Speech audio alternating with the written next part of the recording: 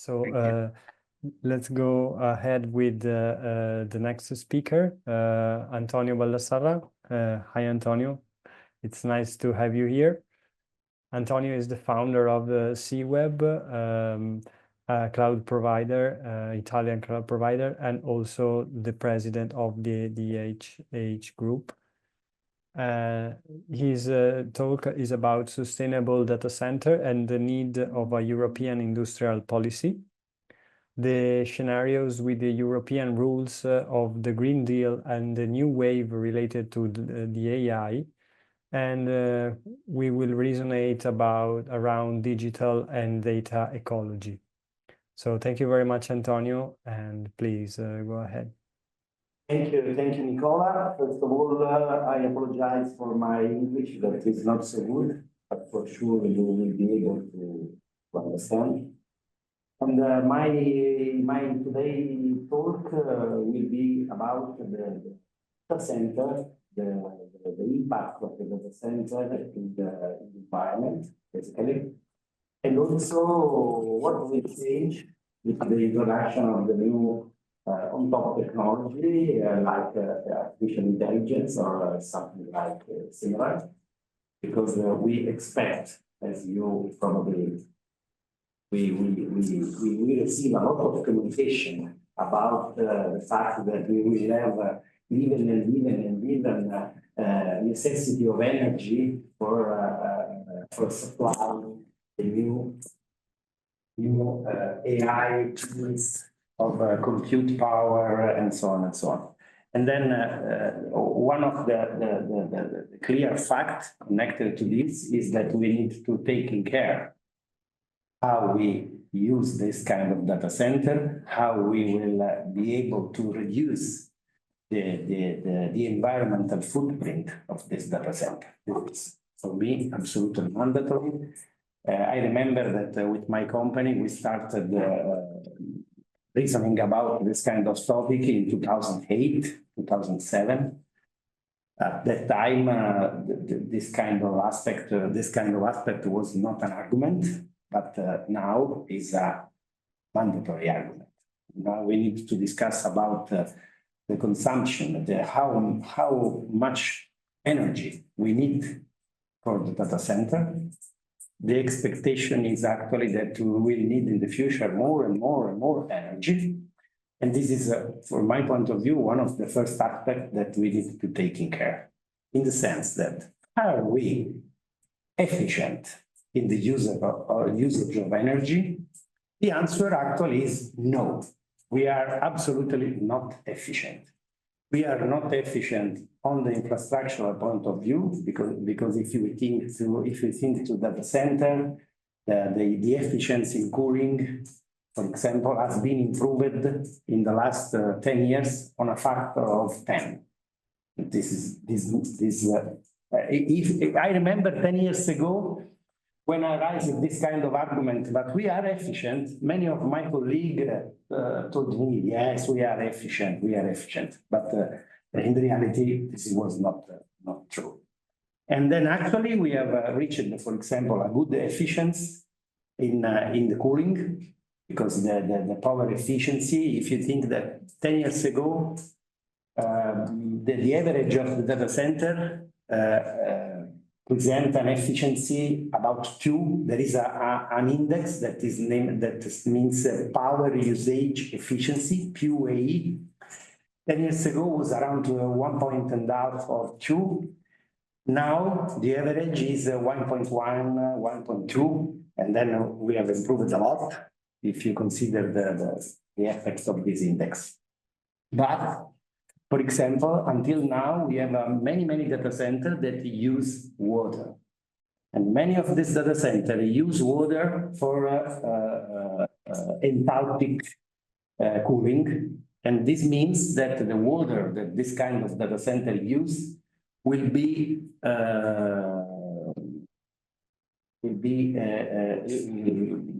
waste, exactly, in the environment. This is an oddity, because as you know, the availability of water is a very relevant resource that we have, and it's really stupid, use this water, creating waste in the environment, in the atmosphere. And then but actually we have a lot of data centers that require water for correct work.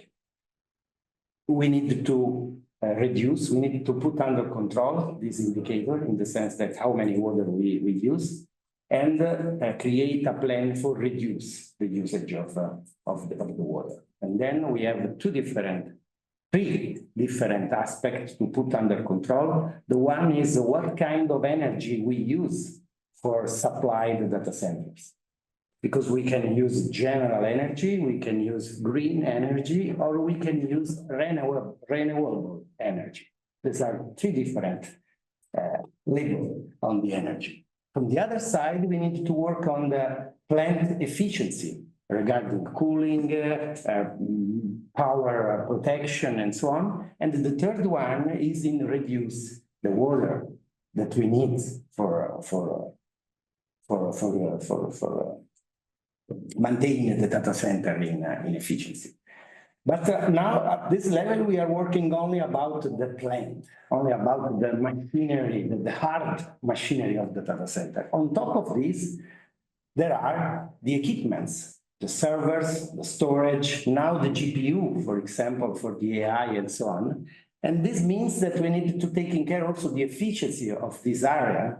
And actually, the state of the art of the technologies is that the efficiency in this area is very, very low, but it's strongly low, less than some percentage point. In the sense that if you think a compute equipment, what we name servers, for example, the amount of power that we use for create and move the information, that is the output that we need from one server and so on, is only some percentage point compared with the amount of power that this kind of server requires. We have, in front of us, we have a very, very huge room of improvement in this area. And this kind of area of improvement is even much bigger if you think to the AI. Because actually we use, for create AI, creating is a not a good word, but for operate with AI, we use basically the GPU, the graphic processing units. But this kind of chips are created for different usage, for graphics, for different usage. They are the typical equipment used for general purpose usage. And then this kind of approach is good for many stuff. And for example, training the data that we will use for artificial intelligence is one of these applications. But in this kind of application, this kind of platform are not so efficient. In reality, they are they are able to offer a very, very little efficiency. And then I expect that in the future, if the technology related to the AI will be widely used and available, probably there will be some much more specialized hardware dedicated to this kind of application. And in this case, we will observe a huge increase in efficiency. On the other side, we have the software efficiency. Because actually, for example, and if you think to the AI, there is a huge battle for win the race and create the much bigger LLM, the much power performance, but no one taking care the energy efficiency in create an LLM. And then also in this area, we have a huge improvement in front of us. What is the end of the story? The end of the story is that the forecasting that we are doing today about the power consumption in the future are based, all of them are based considering the historical technology that we have and the historical trend.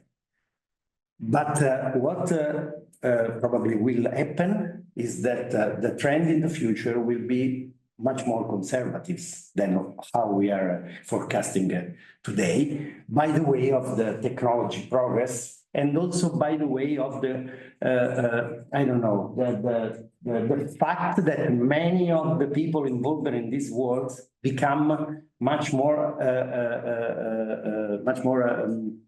I don't know what is the right word, much more involved, much more dedicated to reduce the footprint, the environment footprint of this technology. I think my forecast is that we will observe the same things that we have observed, for example, in the web application. 10 years ago, 15 years ago, no one appeared interested in trying to calculate what is the consumption, direct and indirect of this. And this is very, very, and then what I want to say that we have a huge room of improvement in front of us. In Europe, we have another interesting step because, for example, the European Union is one of the few political organization in the world that try to define a possible benchmark for the future in order to understand what will be the good things and the bad things. And for me, there is a huge debate about this European regulation because the European regulation has fixed some expectation in terms of efficiency, some expectation in terms of water usage, some expectation in terms of the footprint usage of the lands, and so on. There is a huge debate about, because someone thinks that this can reduce the ability of innovate. But my position is different in the sense that we have a very, very space of innovation in the sense to gain in efficiency that probably to the fact that exists a guideline from the European point of view, and this guideline is interesting also because they require to follow some specific benchmark for obtain European fund. From my point of view, this makes sense because since we are reasoning about a fund that comes from tax, that comes from the people that lives in the European Union, makes sense to give a direction in how we want to use this kind of fund. And from my point of view, the actual regulation regarding the data center, that is very, very simple regulation. It's not a real regulation, but basically they have put on a paper, they decided to put on a paper some common good sense practice. And my position is absolutely positive on this kind of project that we have developed in the EU, in the European Union. That is, from some aspect, the idea behind is similar to the one that is behind the AI Act. Okay, AI Act is much more ethical defining, while the regulation about the data center is much more technical. They discuss about the energy, about the cooling, the gas, the cooling gas that can be used, and so on and so on. But more or less, I see the same approach. And basically, I think that actually we in Europe, we have an opportunity, not a limitation or a fear about the data center and so on. I know that there is a sort of debate about this. Probably makes sense to keep open this debate for a better harmonized timing of this plan. This makes sense, but not about the direction. The direction is for sure a good direction because it's a direction that comes from a good common sense. We can discuss about the timing because I think that is correct. Harmonize this timing, taking in care also the economic situation, the market situation, and so on, but not the strategy. I am absolutely convinced about this. We need also to consider another aspect that is not secondary, and that is connected to the efficiency of the effect that we can get from digital infrastructure. I prefer to do an example about this. Suppose that you are interested in do a sort of, you get some information about a specific topic, okay?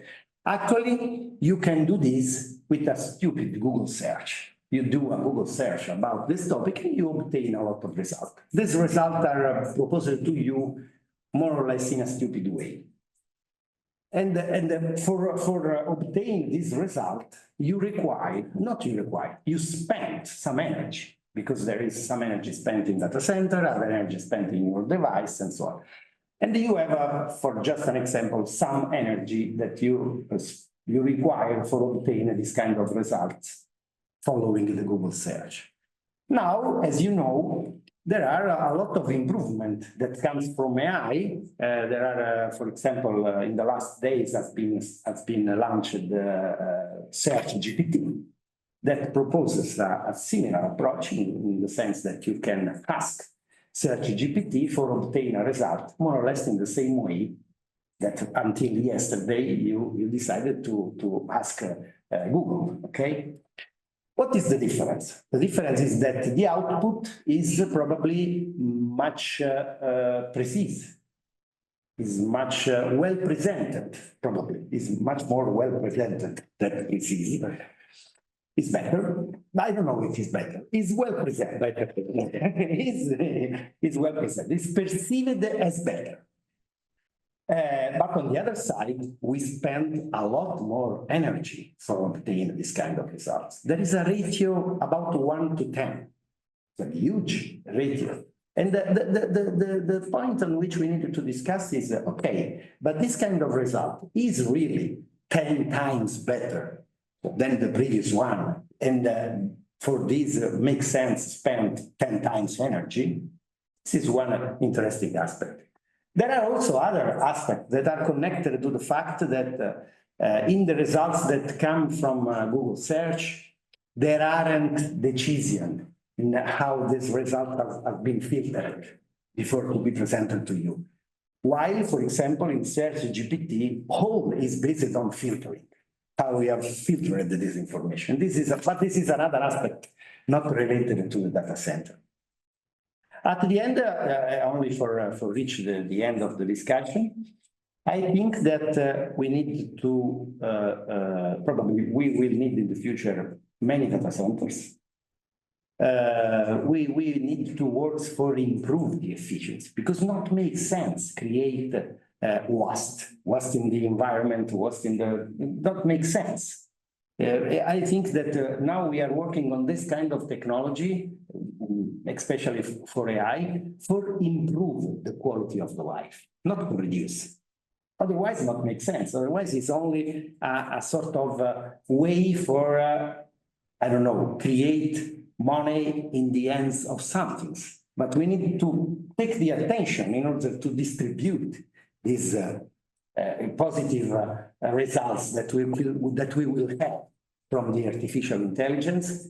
Now, exactly in the same way that we have reasoned about cloud computing 10 or 20 years ago. The questions that we are on the table is exactly the same. What is the difference? The difference that this kind of technology become more and more integrated between computing power, data, a lot of data, and also the impact on people. The impact on the environment and the impact on people. And then honestly, and this is, I will conclude on this sentence. Today, I read a lot of information about the necessity to create a hyperscaler data center with many tens of gigawatts and gigawatts and gigawatts and gigawatts. I don't see on the table the discussion about how will be the usage of this huge request of energy. Okay, we want to create in Italy, for example, data center for hundreds of megawatts, but be the positive externality of this investment. Because in many cases, I have read a press agency for a very, very big company that that present the investment as, okay, we will invest 1 billion, 1.5 billion in Italy. But what means? What will be the effect on the society, on the company of the Italy, of the European, and so on? And then we needed to start in reason about what are the ratio between the negative, not negative, the input factor and the output factors that are useful for everyone, not only for few, for a very, very restricted amount of people. I think that this is really important. If you remember, and some years ago, there was a huge discussion about submarine data center. Point that for joking, try to understand now what is the situation. This kind of experiment was completely abandoned because they don't make sense 10 years ago and not make sense now. The only sense of this experiment was create hype and communication. But no one that knows this kind of how our planet works can decide to put gigawatts and gigawatts of thermal power in a submarine, because this will destroy completely the environment. But in the reality, there was not interest in doing this, but the only interest is create a sort of communication hype. And now we are exactly in the same situation, because if you think now there is a relevant discussion about the use of nuclear power for power up the data center, okay, this makes sense. But if someone know how the data center works, they know also that the availability of nuclear power is not compatible with data center, because the nuclear power needs some specific shutdown for maintenance and so on, while the data center required to stay up H24 for over the year. And then probably makes sense think and reason about the use of nuclear energy source, but not strictly related to data center. This is another communication hype. We need to be much more mature in separate the hype to the really good things for the future. Okay. Thank you very much, Antonio. Really appreciated. And there's a question from the public. There are 4 questions inside one question. And the question is, can you detail what is the mean duration of servers in a data center? So the average lifespan of the of a server inside a data center. And what is the carbon footprint of a server, and if they are recycled or reused? I think that it relates on the provider, because each provider has their own policies, but no, this is a really interesting question, because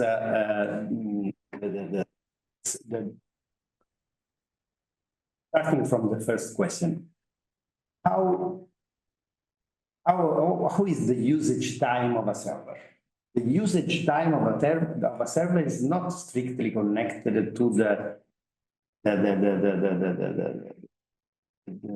decay of the quality of the I don't know, failure and so on. The amount of time in which you can use a server is strictly related to the improve of technology. In the sense that if you have a server that you decided to purchase a server now, today, the technology will not remain the same for the next year, and then the 2 next year, the 3 1, and so on. And then there is a moment in which this kind of server become obsolete. And then this is the real motivation by the way you decide to change the server. Actually, it depends to the historical moment. For example, for a basic server based with CPU and so on, actually the obsolescence cycle is around 4 years. But if you consider, for example, the new wave of the GPU, the obsolescence cycle is at 2-3 years. For many questions that I want to not discuss, because we will go far from the topic. And then what is really important in this area? It's really important that you need to have a sort of not certified, but well analyzed chain of the supply chain and the dismantled chain, in the sense that you need to be clear about how you acquire the server and how the amount of carbon footprint is embedded in the server. Because when you buy a server, you buy also some amount of carbon that is embedded in the server. And then you start to use your server for, I don't know, 1 year, 2 years, 3 years. And in this case, you use part of this carbon that are included that in the server when the server was built in the past. You probably add or not other carbon, independence if you use or not, for example, renewable energy, because to maintain working in this server, you need energy. At the end, you have the dismantle cycle, in the sense that you will shut down the server and you need to start how you want to create the next step until the server will be completely dismantled. And for example, the EU regulation have some points exactly on this, how you need to track the life cycle of the servers. I hope that answered. Thank you, Antonio. Absolutely agree. And another short question and another short answer, 1 minute answer about the AI Act. Your opinion, because Brando Benifei, which is one of the authors of the AI Act, says that AI Act will promote development of a European AI market, which can compete with others globally, with other markets of the same sector, but with values and business models that are different from other countries, for example, the US or China and so on. So what do you think about this, about AI that will promote a European market of AI that can compete globally, but with different values and business models? Okay, Nicola, in a few words. From my point of view, the AI Act is a good effort. And it's interesting also the fact that I think that AI Act probably is the first example of a regulation in advance of a sector. In the sense that until now, we don't have a real market, but we have a real regulation. It is not common in the world. I am really interested about how will this new scenario will evolve. And then the AI Act is, I have mentioned it before, is a collection of common good sense topic. In the sense that I don't see oddities or negative things in the AI Act. It's a very general regulation.